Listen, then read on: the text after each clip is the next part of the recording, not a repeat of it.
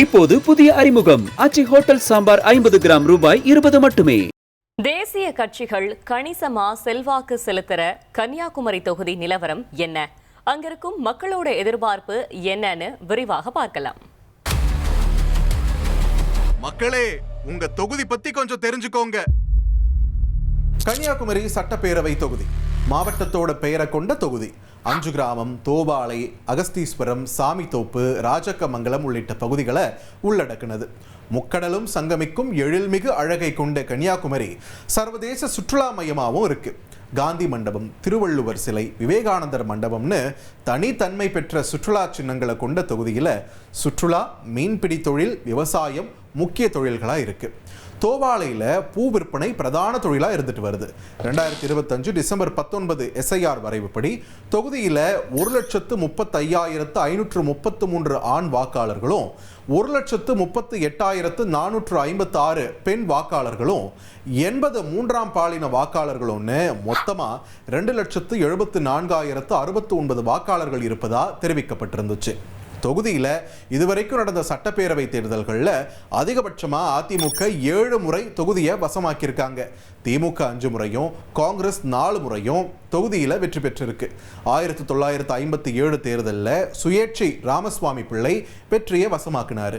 கடந்த 2021 தேர்தலில் திமுக சார்பில் 2016 தேர்தலில் வெற்றி பெற்று சிட்டிங் எம்எல்ஏவாக இருந்த ஆஸ்டின் களமிறக்கப்பட்டார். மறுபுறம் 2016 தேர்தலில் ஆஸ்டின் கிட்ட தோல்வியை தழுவின தளவாய் சுந்தரம் அதிமுக வேட்பாளராக களமிறக்கப்பட்டார். இறுதியில் தொகுதியை திமுக கிட்ட இருந்து கைப்பற்றியது அதிமுக சார்பில் போட்டியிட்ட தளவாய் சுந்தரம் 1,09,828 வாக்குகளை பெற்று வெற்றி பெற்றார். திமுக வேட்பாளர் ஆஸ்டினுக்கு 93,618 வாக்குகள் கிடைச்சிருந்துச்சு. 16,210 வாக்குகள் வித்தியாசத்தில் அதிமுகவின் தளவாய் சுந்தரம் வெற்றியை வசமாக்கியிருந்தார். தேசிய கட்சிகள் கணிசமாக ஆதிக்கம் செலுத்துகிற தமிழகத்தின் கடைக்கோடி தொகுதியாக இருக்கிற கன்னியாகுமரியில் யார் யார் மோத போகிறாங்க இந்த 2026ன்ற எதிர்பார்ப்பு மறுபடியும் அதிகரிச்சிருக்கு.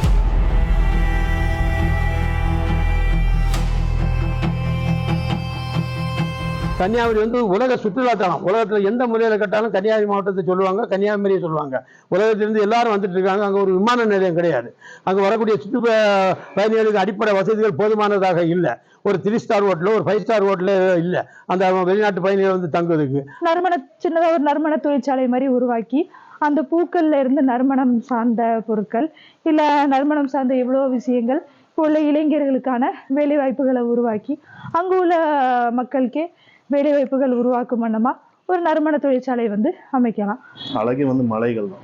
அந்த மலைகள் என்ன பண்றாங்க அப்படின்னு நினைக்க இந்த ஆட்சியாளர்கள் அப்புறம் அதிகாரிகள், அது துறை சார்ந்த அதிகாரிகள் என்ன பண்றாங்க அப்படின்னு அவங்களோட துணையோடய என்ன பண்றாங்க, கட் பண்ணி மலைகளை உடைச்சி பக்கத்தில் உள்ள ஸ்டேட்டுக்கு கொண்டு போறாங்க. ஏன்னா நம்ம ஊரினுடைய அழகு பாதிக்கப்படுது. நம்ம ஊருக்கு அழகே மலைகள், அந்த விவசாயம் இதெல்லாம் தான் அழகு. இது கொஞ்சமா அழிச்சிட்டு வராங்க. உலக்கருவி அதை ஒரு சுற்றுலா மையமாக்கி அரசோட அதை நல்ல முறையாக பராமரித்து கொண்டு வரணும். வட்டப்பாறை இடமும் அப்படி தான் எல்லாமே இப்போ யூஸ் இல்லாமல் அப்படியே கிடக்கு. 2வது இந்த ஏரியாவில் உள்ள மக்களுக்கு ஒரு விளையாட்டு மைதானம், இளைஞர்களை ஊக்கப்படுத்தக்கூடிய ஒரு விளையாட்டு மைதானம் கண்டிப்பாக வேணும். இங்குள்ள மீனவர்கள் அதிகப்படியான மீன்களை பிடிச்சிட்டு வரோம் நாங்கள். ஆனால் இந்த மீனை பதப்படுத்தி எங்களுக்கு சேல்ஸ் பண்ணக்கு போதிய வசதி இல்லை. தேர்தல் வரக்கூடிய காலகட்டங்களில் எந்த அரசியல் கட்சி வந்தாலும் அரசு ரீதியாட்டு மீன் பதப்படுத்தல் உருவாக்கப்படும். அதனால வியாபாரிகளுக்கு போதிய லாபம் கிடைக்கும். மீன் பிடித்தவருடைய மீன் வியாபாரிகள் லாபம் கிடைக்குன்னு சொல்றாங்க. ஆனால் இப்போ என்னடாக்குன்னா கேரளா மற்ற ஸ்டேட்ல இருந்து வியாபாரிகள் இந்த மீன் எடுத்துட்டு போய் அவங்க ஸ்டேட்ல அந்த கட்டமைப்புகள் அரசு எல்லாம் செய்து கொடுத்துருக்குது. அதை வைத்து அதை நல்ல விதத்தில் பதப்படுத்தி அதிக விலைக்கு வித்துக்கிடுறாங்க.